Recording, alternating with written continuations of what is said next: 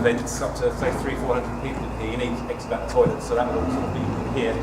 And this, who was I speaking to upstairs about the chimney, but there's a chimney there. This was the boilers were here, the old coal-fired boilers were here, and that's that archway at the end where you would have brought the coal through once upon a time, and there's loaded them up here, so that would have worked. But a lot of the opening up we've done, i.e. that doorway there, this doorway here, is to allow the spaces to flow, because they're all separate rooms. And the idea is you could use that room there without having to go into here and still get to the toilets, and vice versa.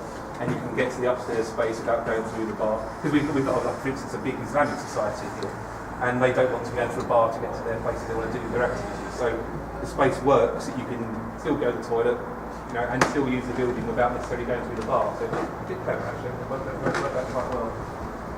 We'll do a bit of an outside now.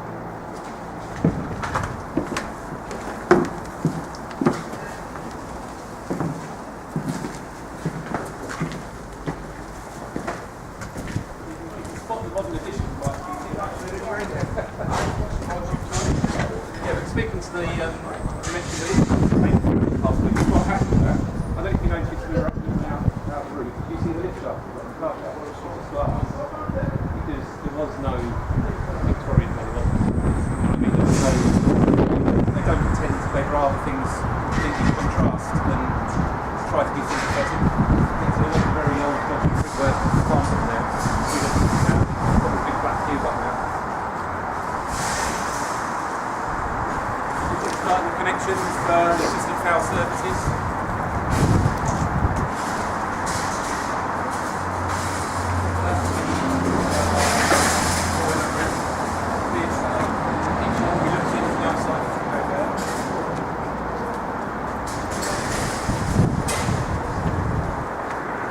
Yeah, delivery to this area here, all the food, connection to food will go there.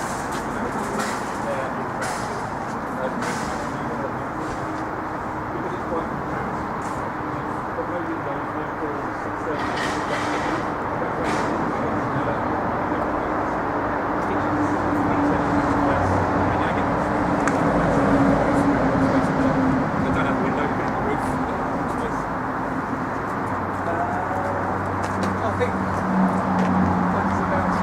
the only other large matter we've got, yeah, that's an anecdote I'll finish with at the end that Kristen's pointing out to me. The other large piece of work we've got to do is get the utilities down here. We've got to run the power from about 300 metres away down the other side of campus, so there's about 2 metres of trench to get down here. That's some piece of work actually, that's started today. You can see that's going down. And also, sorry? No, well there was, but they're how old? You know, they were last used in 1982, so everything we have to reconnect. No, well, we're okay for water, mains drainage. We will bring IT connections across from the drill hall, and the power's nowhere near it. The power's the real problem. And gas is actually out there, which isn't too bad. So that's the main piece of work we're working on. Well, planning, if you see what I mean. It will start in the next couple of weeks.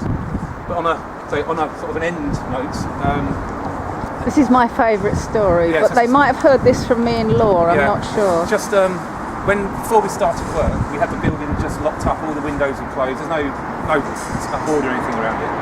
We got a call from Chatting Maritime Trucks in our landlord, because they own those cameras over there, and it says, you've got some people running across the roofs of your buildings. What's going on? By the time we got down here, they've gone. But we've seen the video, which I've got, and they were the drain pipe running across the roof of these canopies. You know, heard of Packor? You know, free running? Pretty much that. What they've done is a lot of it's been taken off. There was a lot of drainage, down pipes, etc. here, and they'd shinned up to the top there. And you see, you see at the top there, you've got the copings. There's a coping that's a lighter colour than all the others in the middle. He was hanging on his fingertip, going across the top there, and the whole thing just came away. So that's, I don't know how much that weighs, but it's that wide, that thick, about that long. And he fell off from there, landed on the gravel, and that thing landed that far from him. And we got the whole thing on video. Well, you could see the shock in his face. He just realised, I think he did it, and then realised, yeah, okay, and they legged it, and they all just belted it off that way. But, you think it's it is ultimately quite funny. He could have, at the grace of God, he could have been dead. And the reality is afterwards, we thought we had a secure site. Because all the windows were closed up, everything was locked down. So I had to, that day, I ordered 200 metres of this stuff and completely enclosed the whole building. Because, it is still our responsibility. So it is funny, but it could have been so much different. But just an anecdote to end on, really. Yeah.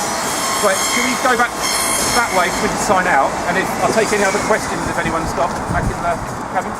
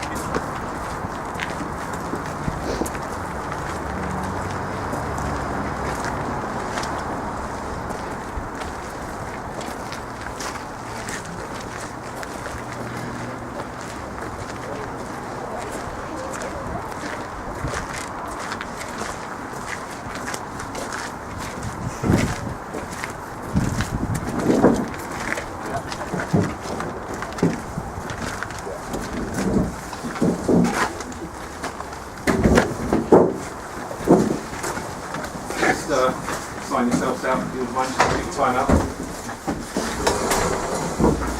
Is there anything else anyone wishes to ask about the project? I usually forget something. And that's a sort of general overview of the whole thing. That's nice and easy.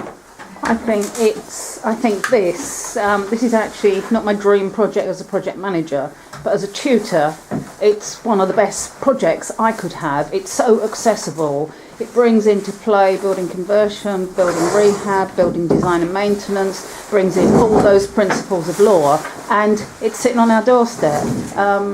BREEAM, considerate constructors, end users, you keep thinking about it, it's all there and alive in this project, so really, really relevant. You're right, I didn't mention BREEAM, we're going for BREEAM very good. Only very I good. didn't mention, I forgot to. Only very good. Yeah, well, that's not bad for a refurbishment, yeah. isn't it? Yeah. Right, if you all signed Okay, out, there's other brilliant. questions. Thank you.